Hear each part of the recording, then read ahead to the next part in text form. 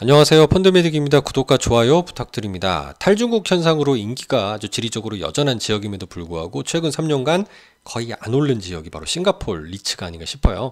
저는 이 매수 기회라 생각이 들어서 국내 유일무이 에이스 싱가포르 리츠 ETF 좀 소개해드리는 영상이 되겠습니다.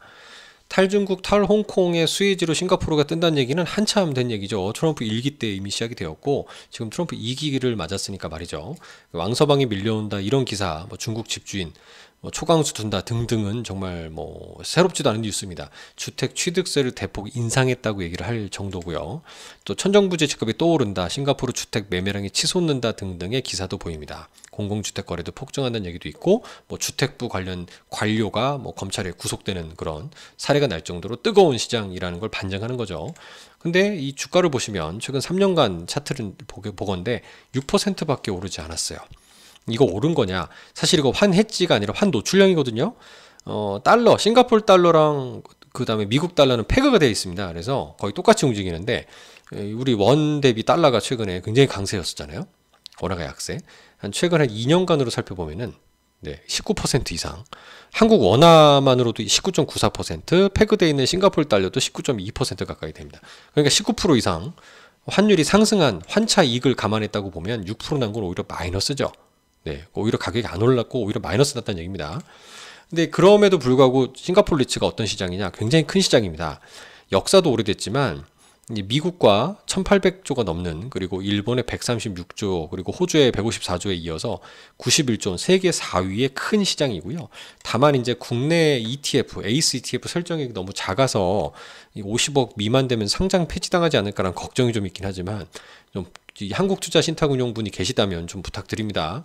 저도 에이스의 지인분께 좀 부탁을 드리고 싶지만 이거 굉장히 좀 좋은 상품이라 곧 대박 날 거라 생각이 들어요. 인커명의 대표 주자가 될 수 있으니까 부디 상장 폐지하지 마시고 잘 유지해 주시면 좋겠습니다. 에이스 싱가포르 리츠 살펴보면은 메이플트리나 캐피탈랜드나 이렇게 커펠DC가 굉장히 유명한 회사들이 들어 있습니다. 그리고 지금 작년 8월 달부터 월 분배로 전환한 걸로 봐서는 아마 이것도 좀 유지해 보려는 노력이신 것 같아요. 마케팅을 다시 해보시려는 에이스 ETF 담당자분들의 노력이라고 판단되는데요. 가장 작은 분배율이었던 월에 54원을 기준으로 연으로 환산해보면 곱하기 12 하면 648원이고요.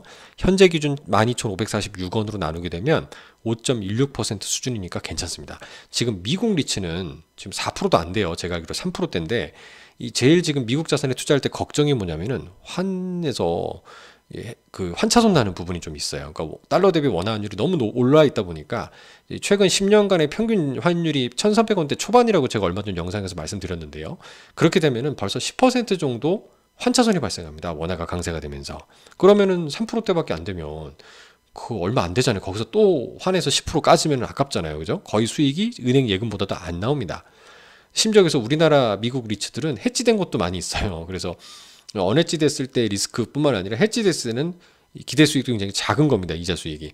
근데 그런 반면에 싱가포르 리츠는 5%대나 주니까 여기서 환차손이 발생한들 그래도 4%대 이렇게 나오는 거잖아요. 그럼 저는 괜찮다라는 생각이 들어서 저는 싱가포르 리츠 괜찮다라는 말씀 좀 드려보고 싶고, 작년 8월 달 이미 주가가 오르기 전이죠. 이 NH투자증권에서도 싱가포르 리츠의 비중 확대 의견을 얘기하신 바가 있어요. 그 근거를 살펴보면 이제 싱가포르 리츠에서 주목할 부분이 임대 수입이 감소하면서 배당을 줄어든 나쁜 게 아니고 오히려 NOI 넷 오퍼레이션 인컴이라고 하잖아요. 순운영 소득의 성장률은 미국보다 오히려 싱가포르이 높은 수치를 기록했다는 거예요. 그러니까 건전성이 너무 좋다라는 거고요.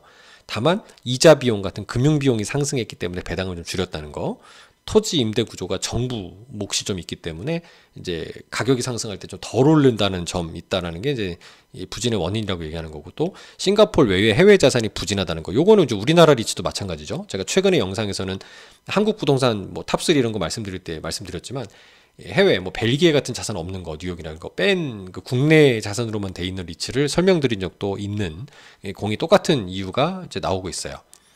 또 다만 이제 또 싱가포르 리츠는 특이하게도 경기가 둔화되는 흐름을 보일 때, 글로벌 경기가 안 좋을 때 리츠 가격이 올라간다는 점도 언급을 하고 있는데요. 이런 점에서는 여기 보시는 바와 같이 이제 글로벌 금융위기가 터지잖아요. 그러면은 이 연하게 돼 있는 미국제 10년물 금리가 떨어집니다. 경기가 둔화되거나 또 금리를 급격히 낮추고 시장이 망가질 때는 당연히 금리가 하락하게 돼 있습니다. 이럴 때는 이제 리츠의 상대적인 가격이 매력이 좀 올라가기 때문에 반등하게 돼 있습니다. 지금은 테크주 인공지능 너무 좋죠. 근데 이제 이게 계속 갈 수는 없을 겁니다. 어느 순간에 둔화되는 시점이 왔을 때 리츠의 가치는 더 올라올 수 있다고 보면 그나마 높은 배당을 주면서 덜 오른 리츠를 찾아보라면 미국과 더불어 싱가포르도 상당히 매력적이라고 판단이 되고요. 국내 리츠도 저는 조금씩 조금 모아보면 어떨까라는 생각을 좀 가지고 있어서 이 리츠라는 비이클을 좀 잘 저는 주목을 해야 된다. 앞으로 대비하는 차원에서 라는 말씀 좀 드려보면서 주기적으로 업데이트를 드리겠습니다. 감사합니다.